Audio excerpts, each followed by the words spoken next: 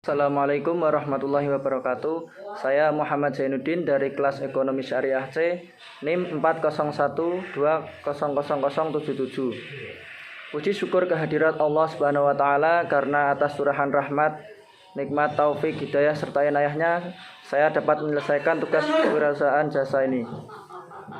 Yang kedua, selawat serta salam semoga tetap tercurahkan kepada junjungan kita Nabi Agung Muhammad Shallallahu Alaihi Wasallam. Tak lupa saya berterima kasih kepada Ibu Yulia Anggraini dan Ibu Hani selaku dosen pengampu mata kuliah kewirausahaan jasa yang telah membantu dan mengarahkan sehingga saya dapat menyelesaikan tugas praktikum ini. Di sini saya akan memaparkan tentang materi tentang kewirausahaan.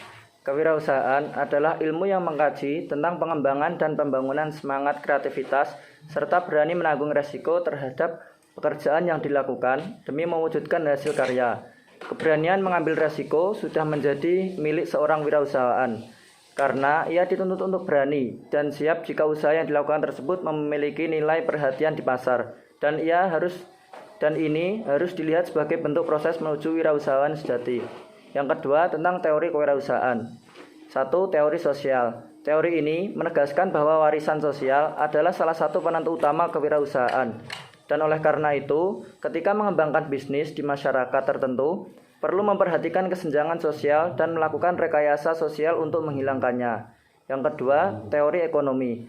Teori ini menyatakan bahwa ketika peluang ekonomi ada, wirausahaan akan muncul dan berkembang. Yang ketiga, teori perilaku. Teori ini menegaskan bahwa perilaku wirausaha adalah hasil kerja berdasarkan konsep dan teori, bukan kepribadian atau intuisi seorang individu.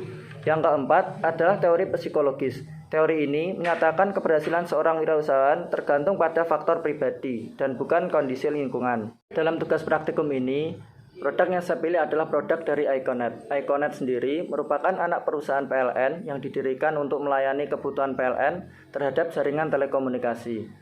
Dalam operasionalnya, Iconet memiliki beberapa jenis usaha yang disesuaikan dengan bidangnya. Di antaranya, penyedia jaringan telekomunikasi, penyedia konten telekomunikasi, dan penyedia peranti lunak atau keras, juga jasa teknologi informasi. Keunggulan produk Iconet. 1. Reliable. Iconet mengklaim memiliki kecepatan internet yang tinggi dan stabil karena menggunakan jaringan fiber. Yang kedua, affordable. Koneksi Iconet sangat stabil karena menggunakan jaringan fiber optik. Yang ketiga adalah unlimited. Iconet saat ini memiliki coverage atau area yang sangat luas jangkauannya. Adapun layanan yang disediakan Iconet, 1. Iconet dengan kecepatan 10 Mbps, yang kedua Iconet dengan kecepatan 20 Mbps, dan yang ketiga Iconet dengan kecepatan 50 Mbps. Tempat yang saya datangi untuk memasarkan produk Iconet adalah sebagai berikut. Yang pertama Jalan Gondosuli, yang kedua Jalan Lawu, yang ketiga Perumahan Green Lawu, yang keempat Perumahan Garden Family, yang kelima Perumahan Royal Bukit Asri, yang keenam Perumahan Bukit Asri, yang ketujuh Jalan Mertopati, yang kedelapan Perumahan D Alamanda, yang kesembilan Perumahan Patihan Kidul, yang kesepuluh Perumahan Pasadena, dan yang terakhir adalah Perumahan Gria Kencana.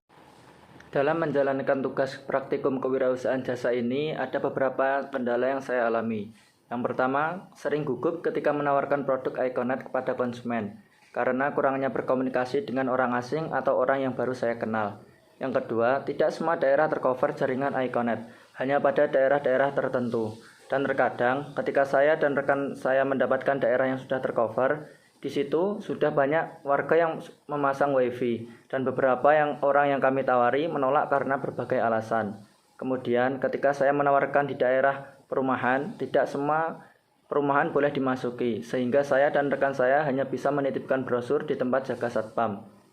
Yang ketiga, saya berdomisili di pondok, sehingga ketika melakukan survei atau memasarkan produk Iconet ini, waktu saya terbatas dan harus memilih waktu yang sekiranya tidak berbenturan atau berbarengan dengan kegiatan pondok. Berikut adalah video dokumentasi saya ketika menawarkan produk jasa Iconet.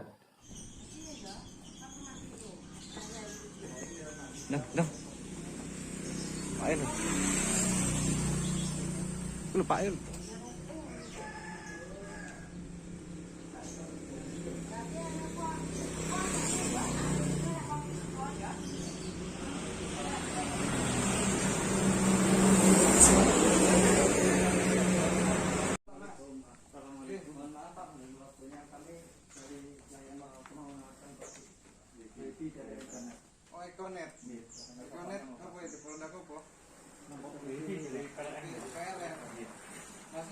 juga ini. Iya. Seragamnya mana? Gak bawa. Oh, siap. Oke, itu aja toh? Ada lagi? Kun. Siap.